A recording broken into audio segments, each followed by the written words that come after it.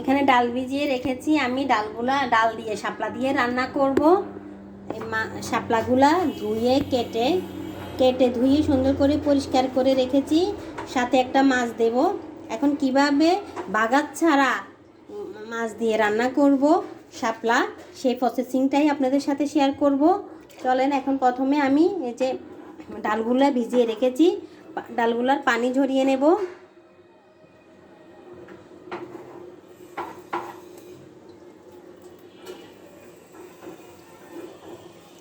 নিয়ে একটা পাতিল বসিয়ে দিয়েছি। এখানে পাতিলের মধ্যে এখন ডালগুলো আমি প্রথমে দিয়ে দিলাম।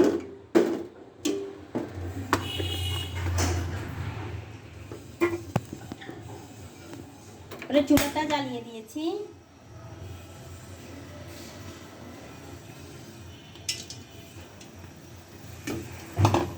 চুলাটা জ্বালিয়ে এখন আমি প্রথমে ডালের উপর দিয়ে দিচ্ছি তেল, সাদা তেল।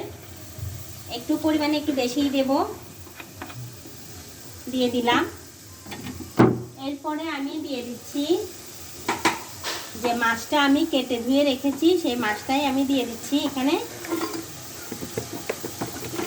এখন আমি দিয়ে দিচ্ছি স্বাদ মতো নুন। স্বাদ মতো নুনটা দিয়ে দিলাম।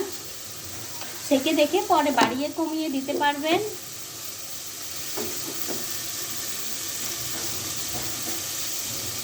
এখন আমি পরিমাণে দিয়ে দিচ্ছি আধা চামচ হলুদের গুঁড়া,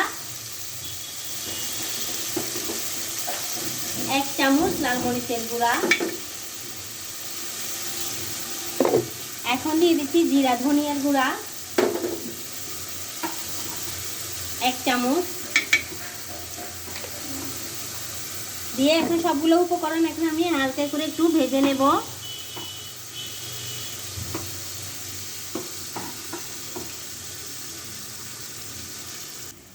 এখন দিয়ে দিচ্ছি আমি পেঁয়াজ কুচি। একটা বড় সাইজের পেঁয়াজ আমি দিয়ে দিয়েছি। তারপরে আমি দিয়ে দিচ্ছি রসুন পেস্ট করা 1 চামচ। আপনারা চাইলে একটু বাড়িয়ে কমিয়েও দিতে পারেন রসুন, আমি 2 চামচ দিয়েছি। এখন এগুলো একটু কষিয়ে নেব। এখন একটু পানি দিয়ে দেব। 2 মিনিট একটু ভালো করে কষিয়ে মাছটাকে একটু ভেঙে দেবেন।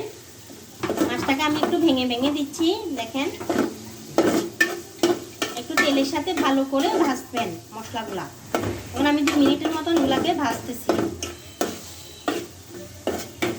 বাস, এখন আমি দিয়ে দেব পানি।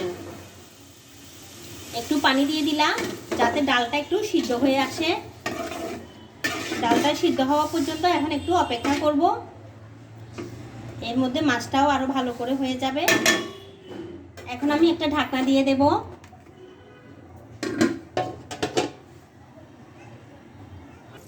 তো দেখেন আমার কালারটা কত সুন্দরভাবে আসছে, তেলগুলো একবার উঠে উঠে আসছে ডাল থেকে।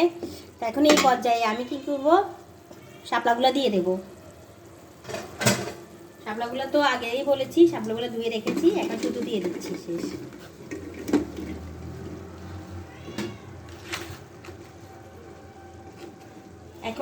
এখন দিয়ে এখন ঢাকনা দিয়ে দেব। শাপলা থেকে প্রচুর পানি বের হবে, ওটা দিয়ে রান্না করব। আর বেশি পানি দেবো না, দিলে 1 কাপের মতন দেবো পানি। শাপলাগুলো একটু উল্টে পাল্টে দিচ্ছি, দেখেন এখনো ভালো করে হয়নি, তারপরেও দেখেন প্রচুর পানি বের হয়ে গেছে, যে আরও পানি বের হবে।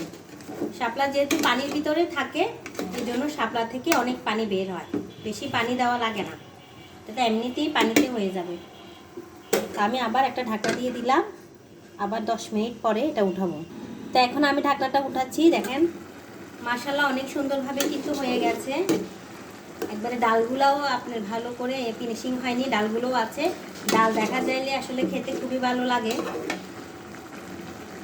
এখন এই পর্যায়ে আমি 1 কাপ পানি দিয়ে দেবো। 1 কাপ থেকে বেশি দেবো না, 1 কাপ পানি দেবো, কারণ অলরেডি হয়ে গেছে।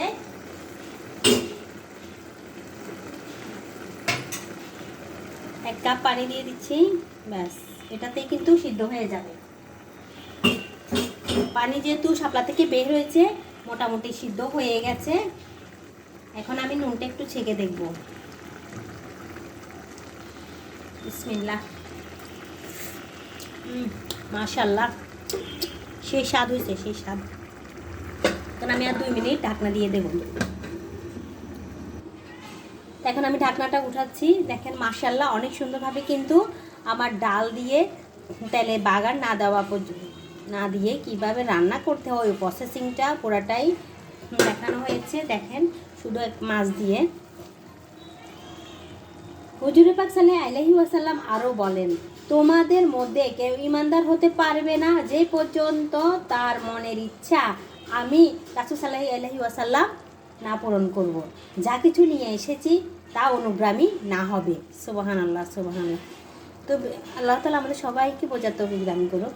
তো ভিডিওটি যদি ভালো লাগে অবশ্যই লাইক কমেন্ট শেয়ার করে দেবেন। অবশ্যই ভালোবেসে পাশে থাকবেন। দেখা হবে অন্য কোনো ভিডিওতে। সে পর্যন্ত ভালো থাকবেন, সুস্থ থাকবেন। ইউটিউব থেকে যদি দেখেন অবশ্যই সাবস্ক্রাইব করে দেবেন। আসসালামু আলাইকুম।